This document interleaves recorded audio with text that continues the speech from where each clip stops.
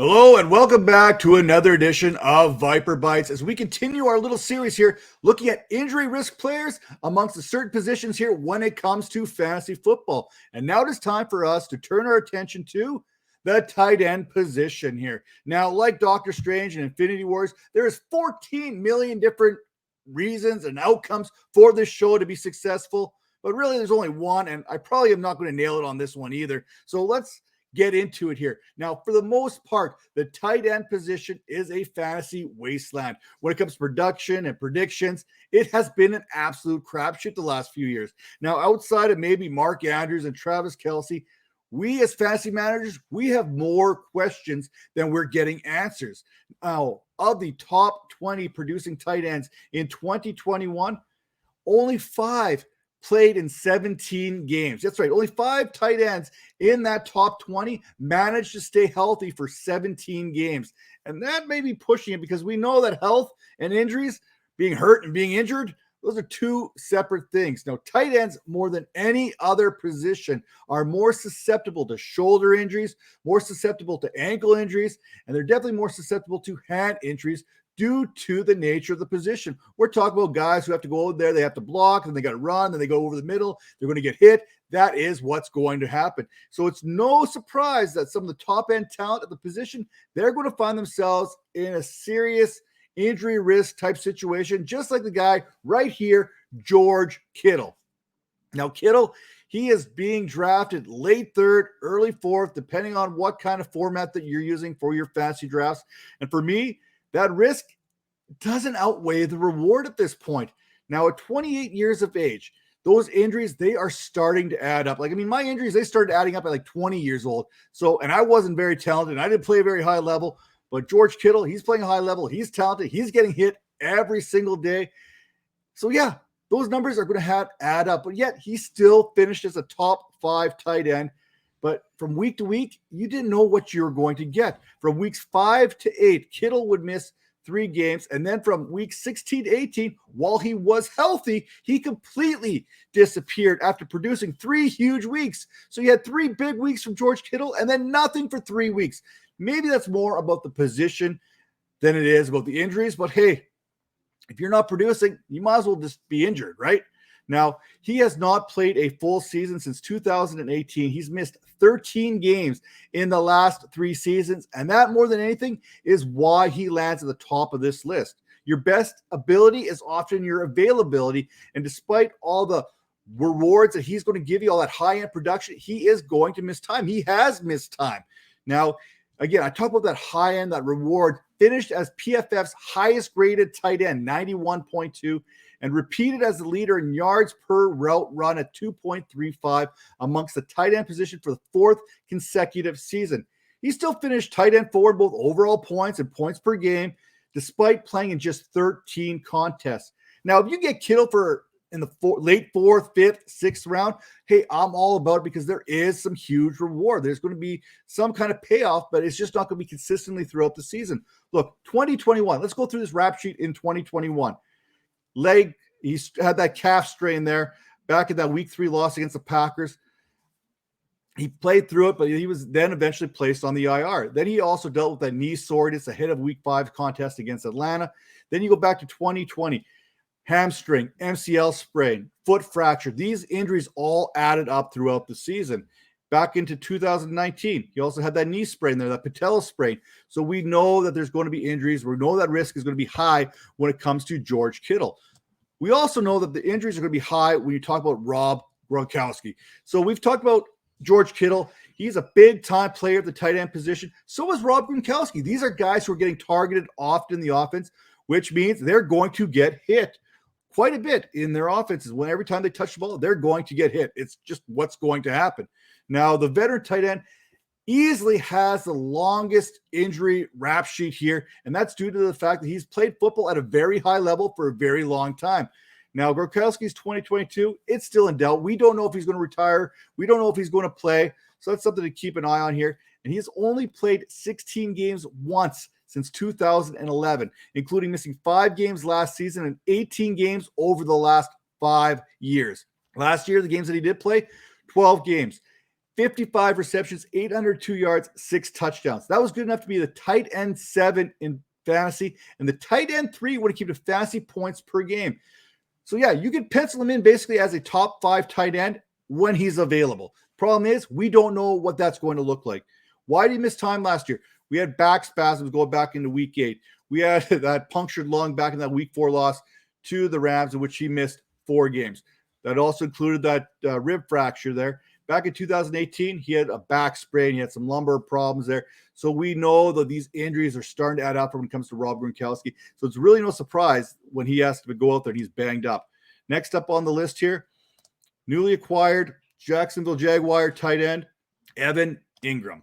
Now, bad hands are not the same as broken hands, although figuratively speaking, Ingram's hands, I guess technically they are kind of broken.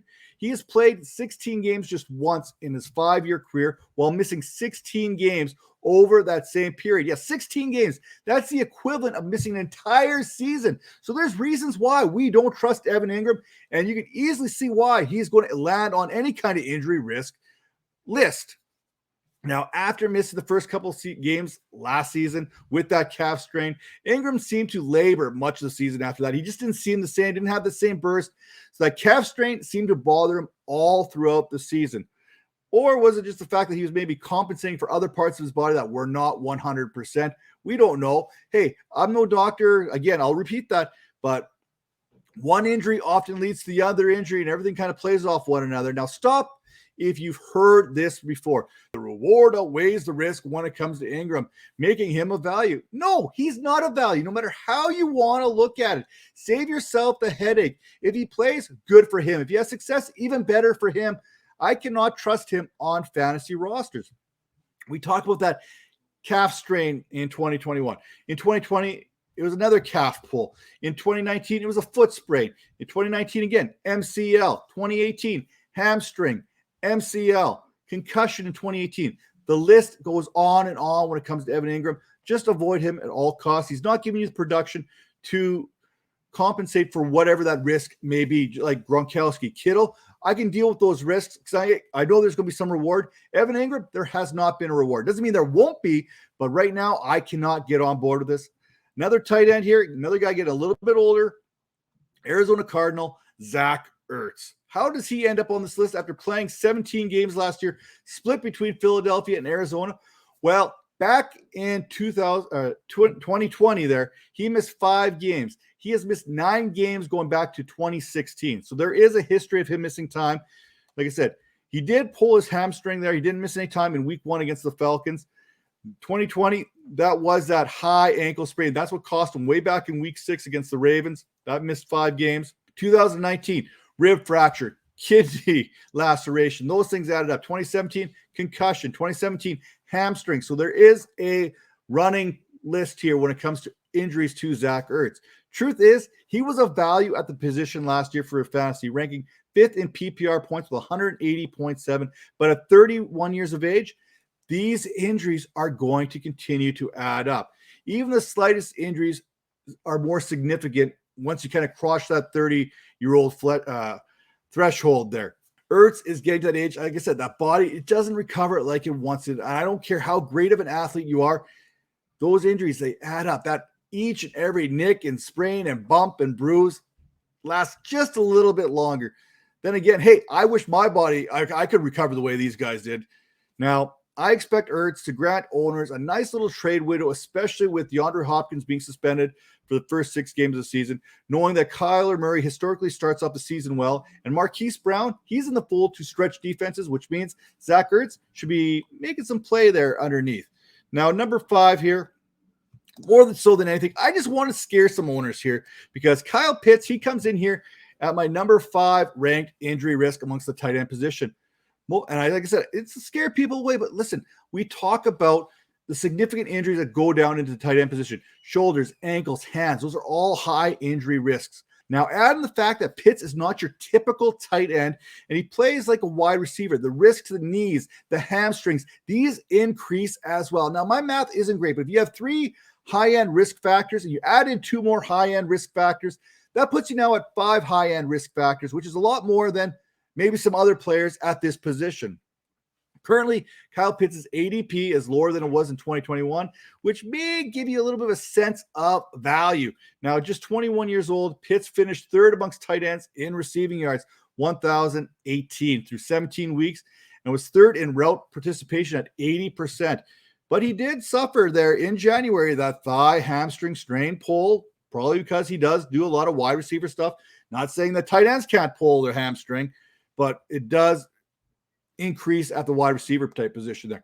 He had a couple concussions there going back, or a concussion going back to his time at Florida there, where he missed 2 games in that game over to Georgia. So although he doesn't have a whole lot on this rap sheet so far as injury risk is concerned, he's still a guy that he's too involved not to run some kind of a risk. But hey, his reward definitely outweighs the risk factor here. Now, Noah Fant is one more guy I want to quickly touch on here. Last year, he did have a knee strain. In 2020, he did have a chest rib injury, ankle sprain, significant type injuries there that had him miss time. Now, is Drew Lock and Geno Smith an injury prognosis for a pain in the butt? Either one of them can't be good for the old body. You just have a feeling that one of them is going to hang him out to dry at some point. Now, he's only missed 2 games in 3 seasons, but he's always seeming to have something that's ailing him. Now, tight end, it is a ugly position in fantasy, and the Fant really could turn into a tight end 1 type player next year. Mind you, he's probably a little bit closer to tight end 2, but hey, being in that range of 10 to 14 is definitely in the range of outcomes when we're talking about Noah Fant. Now, the one more thing here that you want to make sure is in your range of outcomes is that you're hitting that notification button. Make sure you are subscribing to the Vipers Network here on YouTube.